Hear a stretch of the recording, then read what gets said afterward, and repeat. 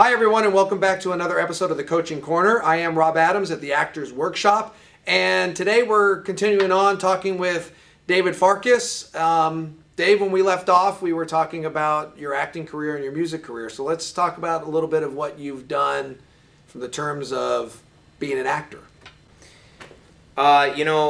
Recently I've been doing more cop and detective roles. So I worked NCIS, LA, Criminal Minds, Ghost Whisperer. There was a show on TNT called Perception. I did FBI detective. But early on it was a lot of soaps.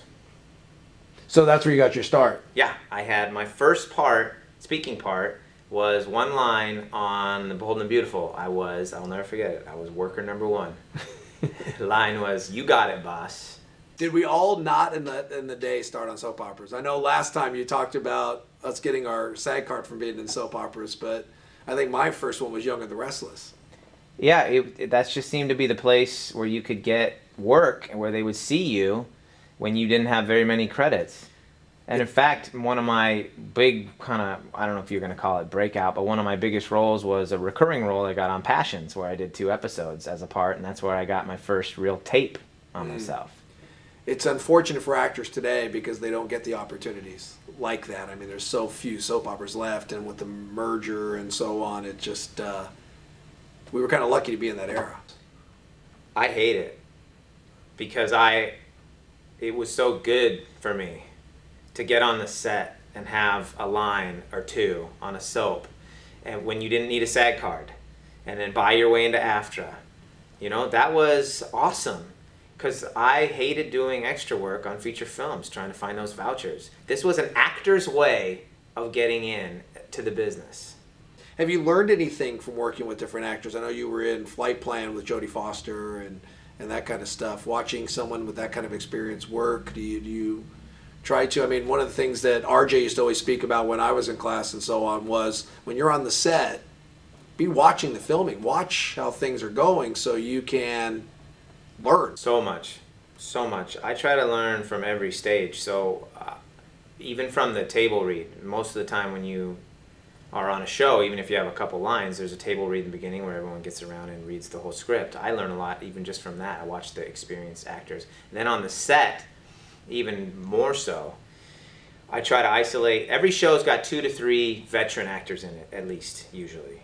Every movie, like Jodie Foster you mentioned. And you just isolate a couple of those and you just watch them and you learn.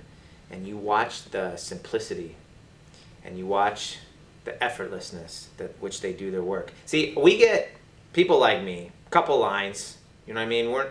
Most of the shows, we're not doing 2-3 pages, right? Joe Mantegna in Criminal Minds is doing stuff throughout the whole show. Right. So 1 or 2 lines doesn't mean anything to him. So he just lets it go, which is better. The trap for us folk who are not throughout the whole episode every time is to do the same thing, even though to us, we want to make an Academy Award out of 3 lines. Well, and that brings up a great point, is that it's not a big deal to them because they have so much and they do so much, and to us it's the be-all, end-all. And we're like, I'm saying, get down on the floor, right. Drop your weapons, right. And I'm trying to, get an Emmy for that. No, that's funny. That's good. Now, also, we wanted to talk a little bit about your music career, and do you find that there's a connection from your acting to the music, or was it something that, this is something that gets me away from the acting, and it's a different outlet? I was watching an interview with Dustin Hoffman, and he said that somebody asked him something to the question of why do you do it? And he said, I would do it whether I was getting paid or not. I would be an actor whether I was a famous actor or not. If I wasn't famous, I'd be doing community theater. This is what's inside of me. Mm-hmm. So for music, for me, I would do it regardless. My main focus is as an actor, but the music part is inside of me, and I have to do it. And where do you think that comes from? Probably comes a little bit from my musical theater background. When I graduated college, I did a lot of musicals. I developed my voice a lot. I love singing. and I always would hear melodies, and I liked writing poetry, and that's exactly where it come from. And then you compound that with, I married someone who plays piano and is very creative, and we, to sound corny, make music together.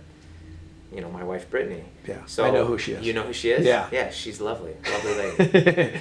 But now, you've been playing piano pretty much your whole life, yeah, most of my life. but just recently taken up guitar. Yes, a couple, like 5-6 years ago. Now, I picked up the guitar around the same time you did. It's been a lot tougher for me than you. Do you think it's because you did play? I've heard that the transition from playing piano to guitar makes it easier to pick up the guitar. You say no. I'm just not good. No, that's not it. I've never heard you play. You might be fantastic. I'm not. I don't think I'm that good. What I do is I'm able to write songs on it. I'm able to allow it to help me to write songs I would never write on the piano. So what I do is I'll take a song, start it on the piano, then I'll move to guitar a little bit and go back and forth. So I'm not saying I'm a virtuoso on guitar. Okay. It's just an aid to me to write music. Okay, so connection between acting and music. The biggest one is the connection to the music. So for me, I write most of the lyrics. Actually, that's not true at all. What am I talking about? We write half the lyrics. So Brittany writes half the lyrics, I write half.